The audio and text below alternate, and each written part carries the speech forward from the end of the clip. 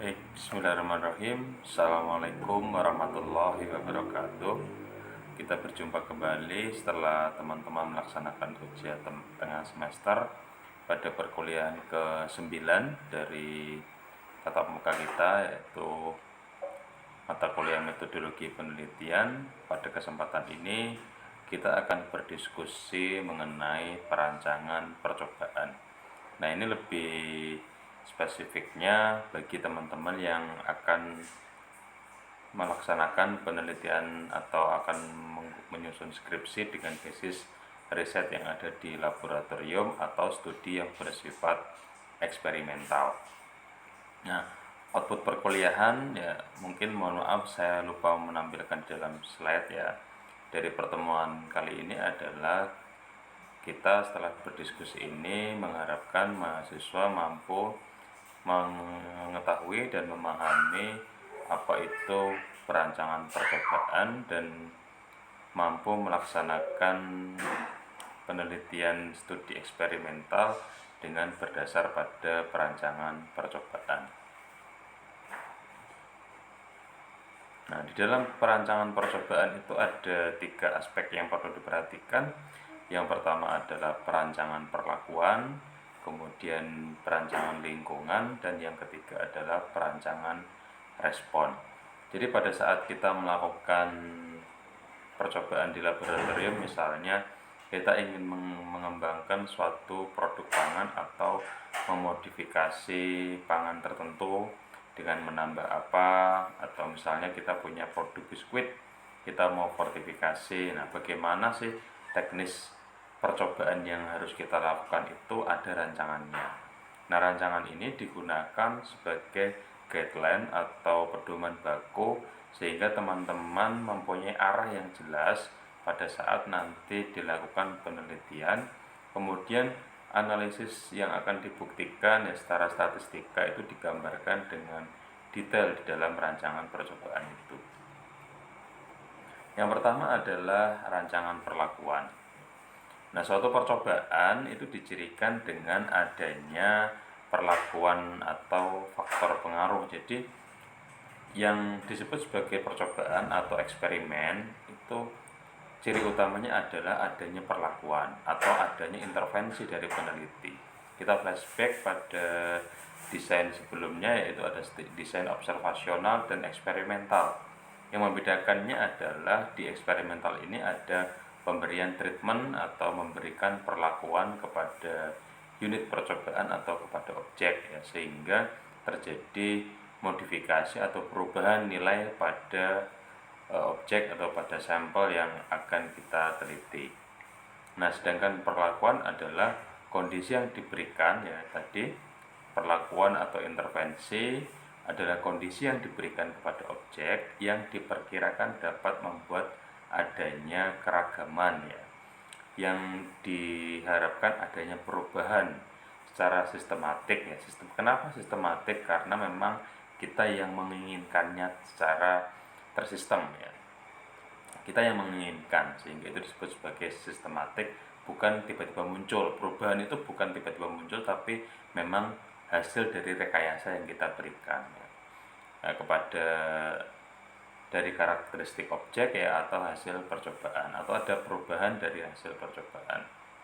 Nah, jenis perlakuan yang dicoba didasarkan atas tujuan. Jadi perlakuan yang kita berikan kepada objek atau kepada unit percobaan itu tergantung tujuan kita. Ya, tadi fortifikasi kepada biskuit itu tujuannya untuk apa? Kemudian sasarannya untuk siapa? Dan kegunaan yang hendak dicapai. Jadi nanti setelah itu diberi fortifikasi ya, misalnya biskuit difortifikasi dengan zat besi atau dengan besi, itu tujuannya untuk apa sih? Sasarannya untuk apa? Ya, untuk siapa? Kemudian setelah ada fortifikasi besi itu gunanya untuk apa sih? Gunanya gopo nanti pada saat produk itu sudah jadi dan bisa diedarkan, itu nanti goalnya untuk siapa dan untuk apa.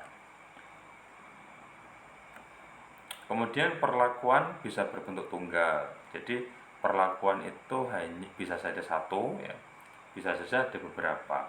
Di dalam eksperimental itu ada sama juga dengan studi observasional ya, ada variabel bebas atau X dan ada variabel terikat atau Y. Nah, namanya perlakuan itu memberikan ya memberikan perubahan pada X sehingga nanti Y-nya bisa berubah ya. Harapannya seperti itu. Nah, perlakuan itu bisa saja satu saja ya, bisa saja dua ya, X-nya itu bisa satu, bisa dua, bisa tiga, tergantung tujuan dari penelitinya yang mau memberikan treatment apa. Kalau tadi misalnya saya ingin melakukan fortifikasi besi pada biskuit.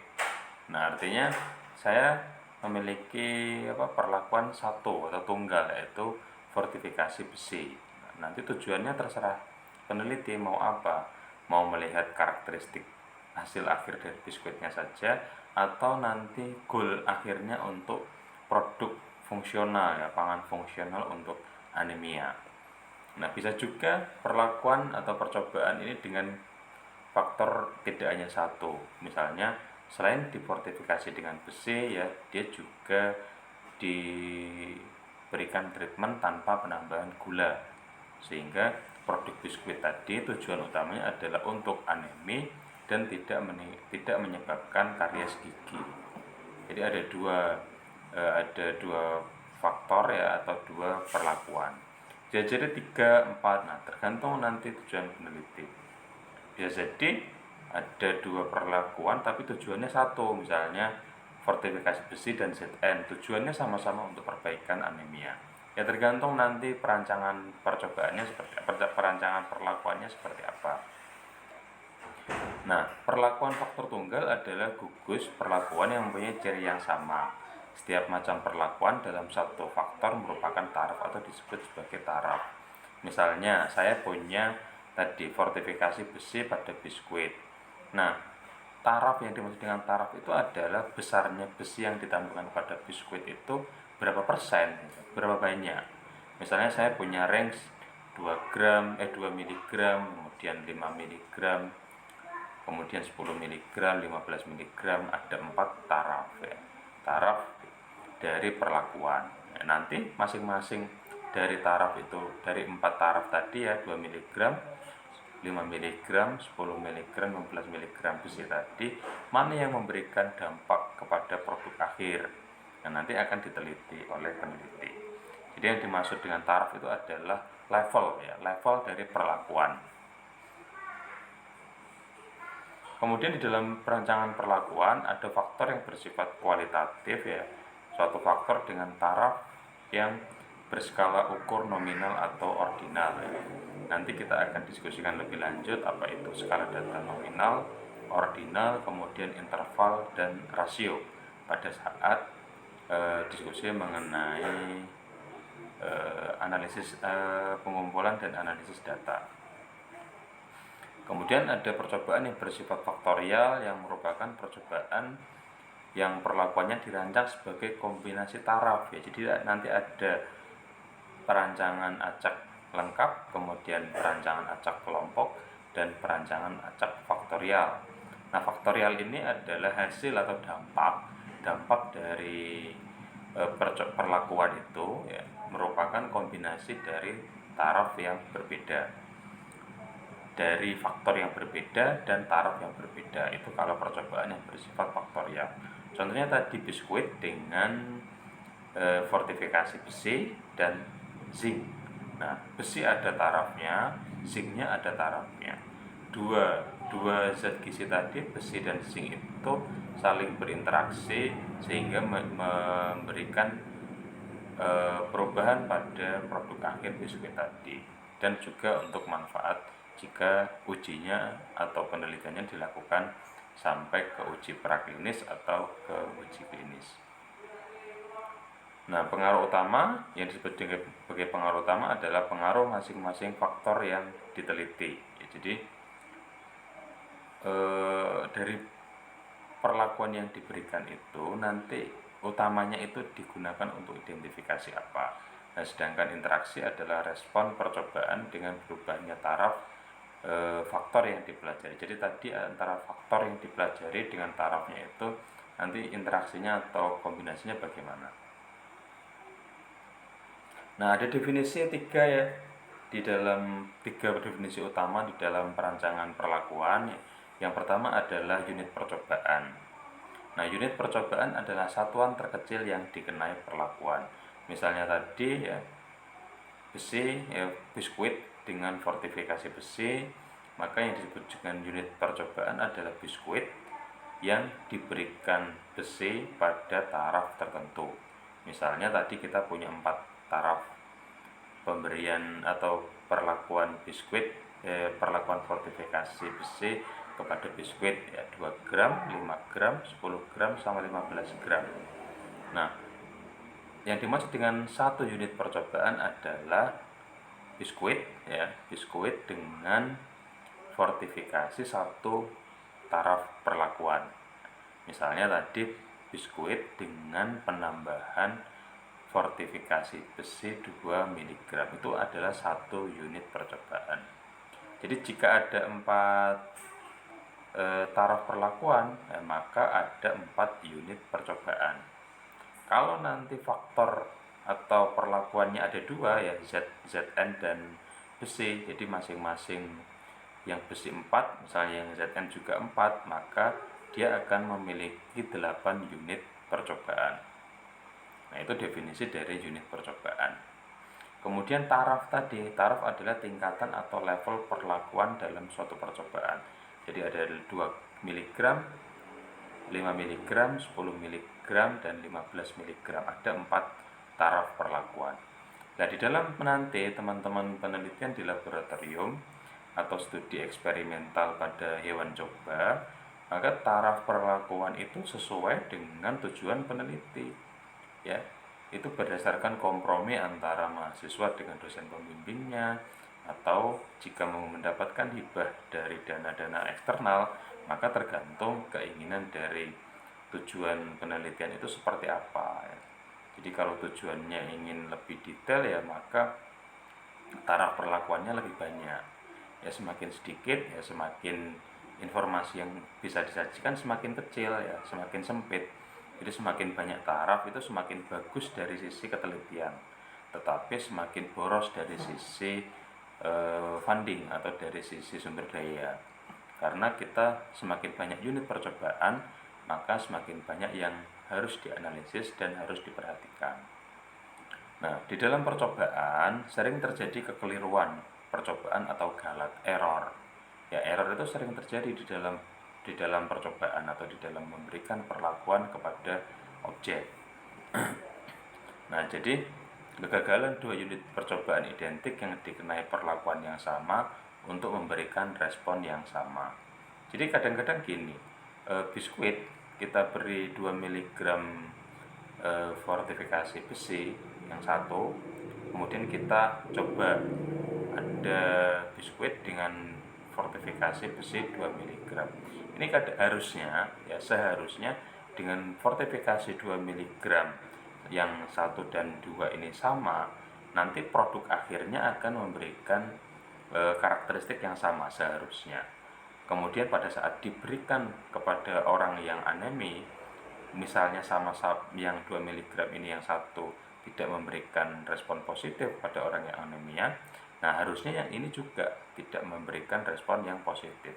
Tetapi di dalam penelitian, kadang-kadang produk dengan fortifikasi 2 mg yang satu dan yang dua ini nanti di akhir ya, di akhir itu kadang-kadang biskuitnya tidak sama. Entah itu karena pengaruh dari bahan baku, atau pengaruh dari proses pembuatan biskuit, atau pengaruh dari penyimpanan, atau rantai selama dia penyiapan bahan pangan sampai distribusi. Nah, itu disebut sebagai galat atau error. Jadi dua hal yang seharusnya sama, tetapi karena perlakuannya sama, tapi kadang-kadang memberikan hasil akhir yang berbeda. Nah, bagaimana cara untuk meminimalisir adanya galat atau error ya? Intinya kita harus lebih teliti di dalam prepare sampai distribusi produk jika penelitian di laboratorium. Kemudian minimal kita harus melakukan pengulangan. Jadi di dalam perlakuan tadi seharusnya ada ulangan. Nah, ulangan itu digunakan untuk itu tadi ya, untuk mengcross check kira-kira misalnya kita punya satu kali, kita tidak bisa mengoreksi ya 2 miligram tadi, fortifikasi 2 miligram kita hanya buat satu, kita tidak bisa mengoreksi apakah ada error apa enggak. Kalau kita punya ulangan minimal satu lagi ya, duplo ya, bukan ulangan analisis ya tapi ulangan perlakuan ya, kita membuat produk lagi 2 miligram sama ya. Kemudian semakin banyak ulangan itu semakin bagus dalam mengoreksi error atau galat, tetapi ya tadi semakin boros ya, tergantung pertimbangan dari penelitinya. Nah, biasanya di laboratorium itu ulangan ya banyak yang dilakukan 3 kali, 4 kali ya. Minimal 3 sampai 4 kali itu sudah cukup untuk penelitian taraf mahasiswa. Ya. Tetapi wajib ada pengulangan. Tidak boleh satu produk dikembangkan hanya satu. Khawatirnya tadi ada error yang tidak ada koreksinya. Nah, di dalam perancangan perlakuan ada 3 jenis ya, 3 jenis model perancangan percobaan atau perancangan perlakuan. Perancangan percobaan subbabnya adalah perancangan perlakuan. Nah, ada 3 model rancangan yang sering digunakan di dalam pengembangan produk ya, pengembangan produk pangan ya, atau memodifikasi produk pangan ya. Biasanya ada 3 ya. Yang pertama adalah perancangan atau model-model pemberian intervensi kepada tikus ya, kepada hewan coba, atau kepada intervensi klinis ke manusia juga biasanya juga menggunakan 3 prinsip model ini ya. Bisa kadang-kadang dikembangkan. Yang pertama adalah perancangan acak lengkap atau sering disebut sebagai RAL, kemudian rancangan acak kelompok atau RAK, kemudian rancangan acak faktorial atau RAF. Kadang-kadang ada yang menyebut rancangan acak lengkap faktorial ya. Jadi RALF ya, rancangan acak lengkap faktorial, atau rancangan acak kelompok faktorial atau RAKF ya, tergantung nanti faktorialnya pakai acak lengkap atau pakai acak kelompok. Kita coba lihat satu persatu ya. Yang pertama adalah perancangan atau rancangan acak lengkap atau RAL. Merupakan salah satu jenis perancangan perlakuan yang paling sederhana. Jadi kalau menggunakan RAL itu lebih simpel ya. Dapat diaplikasikan jika satuan atau unit percobaan homogen dan unit percobaannya kecil. Ya misalnya kita tadi punya biskuit ya. Biskuit satu ya, satu jenis biskuit gandum. Nah, biskuit gandum kita mau fortifikasi dengan besi ya, dengan taraf 4 tadi ya, 2 mg, 5 mg, 10 mg sama 15 mg. Jadi kita punya satu biskuit gandum di mana semua bagian biskuit yang kita beri perlakuan dengan 4 taraf tadi semuanya homogen. Jadi kita asumsikan itu homogen, itu boleh. Jadi yang diberi 2 mg juga biskuit gandum itu, yang diberi 5 mg besi juga biskuit gandum itu, yang diberi 10 mg juga biskuit gandum itu, yang 15 juga. Jadi semuanya homogen. Itu boleh menggunakan rancangan acak lengkap. Kemudian unit percobaannya kecil, jadi tidak terlalu banyak, tidak terlalu besar. Misalnya nanti tarafnya ada 100 ya, menggunakan RAL itu terlalu beresiko ya. Karena kalau semakin besar ya, tingkat homogenitas itu dikhawatirkan semakin kecil, semakin heterogen karena semakin banyak. Nah, faktor lain dari luar yang mampu ya, ini salah ketik ya, mampu itu mampu mempengaruhi hasil percobaan itu dikontrol. Jadi yang ingin kita buktikan ya, kalau di dalam contoh saya tadi adalah apakah fortifikasi besi itu mampu memperbaiki ya, kadar besi pada biskuit ya. Fortifikasi yang ditambahkan di awal apakah bisa mempengaruhi, bisa meningkatkan kadar besi akhir dari biskuit gandum yang dikembangkan. Nah, sehingga faktor yang lain misalnya suhu, kelembaban, atau pengaruh misalnya bahan baku yang lain ya, telur dan lain itu semuanya harus dianggap sama, harus dikondisikan sama. Misalnya kita bikin biskuit untuk yang taraf 1 ya. Taraf 1 bahan bakunya dengan telur satu buah, satu dalam 100 gramnya. Jadi yang satu juga harus sama, semuanya dikondisikan sama supaya jika ada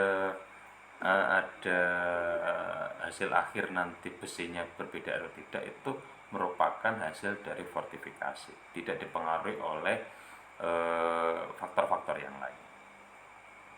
Nah, ini kalau dinotasikan ya, saya rasa ini banyak mahasiswa yang tidak menginginkan membaca ini, yang penting konsepnya paham. Jadi YIJ itu adalah pengamatan pada perlakuan ke E ya. Perlakuannya nanti ada berapa ya, ada perlakuan keberapa dan ulangannya keberapa ya. Jadi ulangan itu adalah ulangan perlakuan tadi. Pada saat kita bikin produk dengan biskuit dengan 2 mg fortifikasi besi, itu nggak cukup 1 kali ulangan bikinnya. Jadi minimal kalau di mahasiswa biasanya kadang-kadang saya sarankan 3-4 kali ulangan supaya saling mengoreksi antara pembuatan yang pertama, kedua, dan ketiga, dan seterusnya.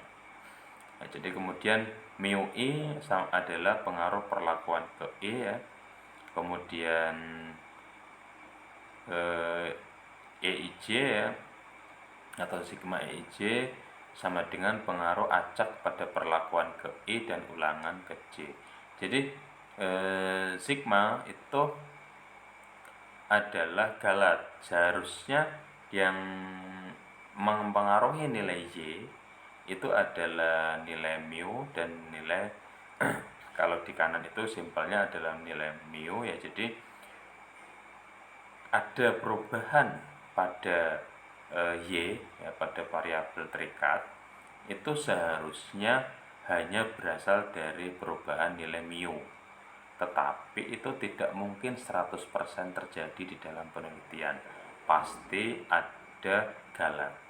Nah, galat tetap diperhitungkan di dalam notasi matematika.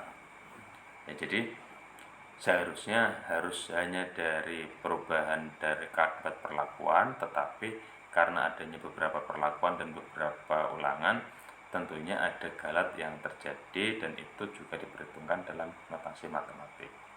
Nah, ini kalau dicontohkan ya, yang disebut sebagai rel itu contohnya kayak gimana. Misalnya seorang peneliti ingin melihat pengaruh penambahan bekatul terhadap kadar serat pada brownies coklat.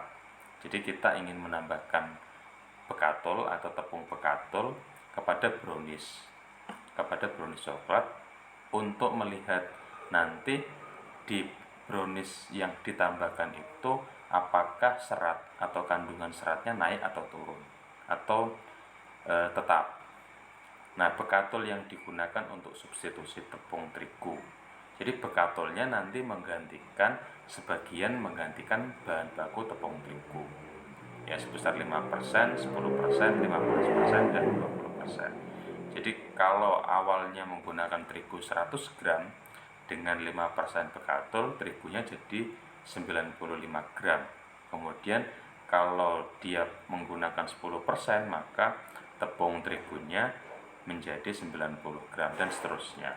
Nah, 5%, 10%, 15% dan 20% tadi disebut sebagai taraf perlakuan. Sedangkan perlakuannya apa? Perlakuannya adalah penambahan bekatul. Nah, diberikan ulangan berapa kali ya? Minimal diberikan 3 ya. 3 kali pengulangan perlakuan. Nah, kemudian unit percobaannya berapa ya? Dengan adanya 4 taraf ya, 4 taraf dan 3 kali ulangan.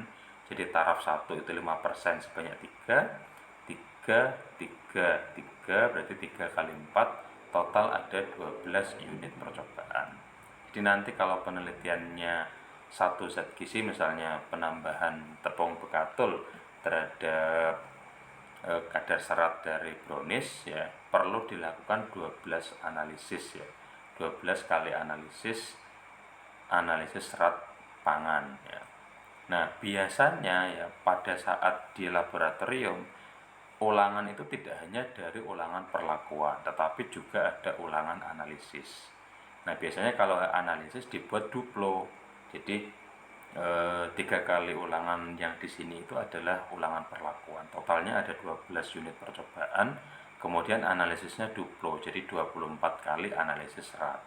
Ya kalau misalnya per sampelnya per analisis itu ada sekitar, kalau serat itu murah ya, paling sekitar 20-30 ribu ya, 30 kali 24 ya sekitar berapa ya, 720 ribu untuk menyelesaikan pertanyaan penelitian serat itu tadi ya. Jadi kenapa rancangan ini disebut RAL? Karena unit percobaannya homogen ya, jadi brownies coklat ya. Taraf pertama sampai taraf keempat itu semuanya adalah brownies coklat homogen ya, dianggap homogen, satu produk dengan bahan baku yang sama. Kemudian untuk rancangan acak kelompok ya, rancangan acak yang dilakukan dengan melompokkan unit percobaan ke dalam grup-grup yang homogen. Jadi kadang-kadang unit percobaan itu tidak homogen, sehingga kita harus mengelompokkannya. Nah, tujuan pengelompokan satuan percobaan tersebut adalah untuk membuat keragaman satuan atau unit percobaan di dalam satu kelompok itu sekecil mungkin. Jadi kalau populasinya itu tidak homogen, tidak boleh langsung di rancangan acak lengkap. Jadi harus dikelompokkan per kelompok itu yang homogen. Nah, pengelompokan yang tepat ya akan memberikan hasil dengan tingkat ketepatan yang lebih tinggi dibandingkan dengan rancangan acak lengkap. Jadi seharusnya misalnya ya, tadi kalau brownies tadi masih ada perbedaan antara bagian tepi, tengah, kemudian bawah, atas, itu dikelompokkan menjadi 4 itu lebih bagus dalam hal detailnya, dalam hal akurasi. Tetapi dalam hal efisiensi atau pemanfaatan sumber daya itu dirasa boros jika satu produk dengan bahan baku yang sama. Nah, di rancangan acak kelompok ini contohnya misalnya saya ingin menambahkan bekatul tadi ke produk bakery, tidak ke brownies tapi ke produk bakery. Produk bakery itu ada beberapa jenis yang saya contohkan di sini 3, brownies, roti, dan cake. Nah, 3 produk ini karakternya berbeda, jadi nggak boleh saya buat acak ya, jadi harus dikelompokkan. Bagaimana penambahan bekatul kepada brownies, bagaimana kepada roti, dan bagaimana kepada cake. Nah, itu jika tiga produk bakery itu karakteristiknya berbeda. Nah, ini dengan taraf yang sama dan ulangan yang sama ya, maka unit percobaannya menjadi lebih banyak ya. Browniesnya ada 12, kemudian rotinya ada 12, dan cake-nya ada 12 ya. Karena masing-masing ya mendapatkan taraf yang sama dan mendapatkan ulangan perlakuan yang sama. Jadi total unit percobaan nanti ada 36. Kemudian jika dianalisis ada duplo tadi, berarti 36 kali 2, jadi 72 kali analisis serat. Nah, gambarannya seperti itu. Memang karena ini produk bakery, karakteristiknya berbeda, maka tidak boleh dihomogenkan ya, dibuat sama. Nah, bagaimana nanti jika penelitian di tikus ya, misalnya kita intervensi memberikan minuman jahe merah kepada tikus ya, tikusnya kalau spesiesnya adalah spesies tikus putih yang itu dianggap homogen ya cukup RAL. Tetapi nanti jika ingin memberikan kepada tikus, kepada mencit ya, atau kepada tikus yang berbeda-beda, karena ingin melihat respon yang berbeda-beda, itu harus menggunakan rancangan acak kelompok. Kemudian yang faktorial, perbedaannya adalah kalau tadi ya hanya penambahan bekatul, kalau di faktorial itu selain menambahkan bekatul, di sini saya contohkan menambahkan satu perlakuan lagi, yaitu waktu pemanggangan. Jadi ada perbedaan penambahan taraf penambahan bekatul dan ada taraf penambahan taraf waktu pemanggangan. Jadi penambahan bekatulnya tarafnya sama 4, kemudian waktu pemanggangannya 30 menit, 45 menit, dan 60 menit. Jadi kadar serat di akhir nanti di produk brownies ya, di produk brownies itu hasil interaksi antara produk ini ya, antara penambahan bekatul dengan waktu pemanggangan ya. Jadi interaksi itu nanti akan meningkatkan serat atau justru menurunkan serat atau tetap sama. Itu yang ingin dilihat pada rancangan acak lengkap faktorial atau rancangan acak faktorial. Nah, dari sini ya ada unit percobaan sebanyak 36 jika unit percobaannya homogen, jika brownies. Nah, jika nanti dibuat rancangan acak kelompok ya, misalnya yang tadi yang produk bakery, kemudian dibuat 2 perlakuan ya, maka unit percobaannya akan berlipat menjadi 3 kalinya. Dihitung ya, karena masing-masing ya brownies ada 36 unit percobaan, kemudian di roti 36 dan cake 36, jadi ada berapa itu, sekitar 108 perlakuan, kemudian 216 analisis serat. Jadi semakin boros tetapi semakin bagus di dalam menyajikan data nanti. Kemudian yang tadi ya perancangan percobaan ada 3, yang perancangan perlakuan sudah, kemudian yang kedua adalah perancangan lingkungan yang mengendalikan keragaman yang mengganggu pengkajian tadi ya. Jadi lingkungan itu adalah di luar perlakuan yang harus kita kendalikan supaya perlakuan dan taraf itulah yang kita berikan itu yang benar-benar mempengaruhi hasil akhir yang kita inginkan. Nah, bagaimana menghindari atau melakukan mengontrol perancangan lingkungan? Yang pertama adalah menghindari atau serba sama. Jadi sebisa mungkin homogen. Kalau nggak bisa homogen ya dikelompokkan atau dilokalkan. Kalau nggak bisa dilokalkan ya dibiarkan seperti itu, tapi dihitung kovarian. Nanti ada analisis statistika, analisis of kovariat ya, atau ANCOVA. Bisa nanti ditanyakan kepada dosen statistiknya. Kemudian jika memang sudah tidak bisa dikontrol sama sekali ya diacak begitu saja dengan asumsi semuanya homogen. Nah, kemudian yang terakhir adalah perancangan respon. Tadi sudah saya sampaikan bahwa pada pengamatan atau pada Y itu selain ada faktor dari selain itu merupakan efek dari perlakuan dan ulangan, juga ada error yang terjadi atau galat yang terjadi selama penelitian.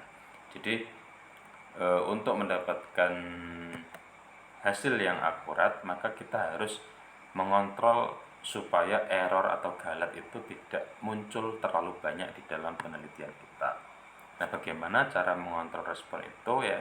Jadi kita harus tahu terhadap apa pengamatan itu dilakukan.